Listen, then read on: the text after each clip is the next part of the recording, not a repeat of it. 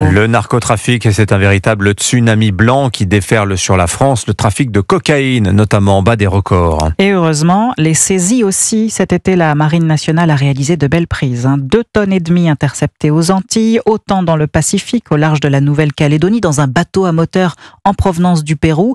À ce rythme, William Molinier, 2025 sera assurément l'année d'un nouveau record pour la Marine.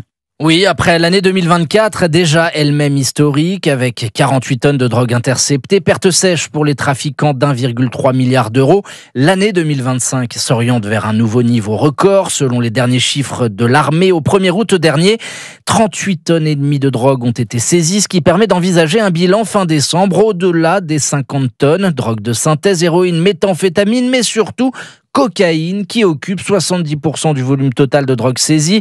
Les trafiquants sont agiles, malins et surtout ils ont les moyens pour contourner les entraves que nous leur tendons, remarque un cadre de la Marine nationale. Ils n'hésitent pas à développer des solutions technologiques innovantes pour faire transiter la drogue. Cet été, la Colombie a saisi pour la première fois sur la côte Caraïbe un sous-marin téléguidé conçu pour éviter les radars et équipé d'une antenne Starlink. À l'intérieur, pas de marchandises. Il s'agissait vraisemblablement d'un test à vide mené par le plus grand cartel du pays qui a engagé des ingénieurs pour développer ses propres navires construits dans des chantiers navals clandestins en pleine jungle colombienne. William Molinier du service police-justice de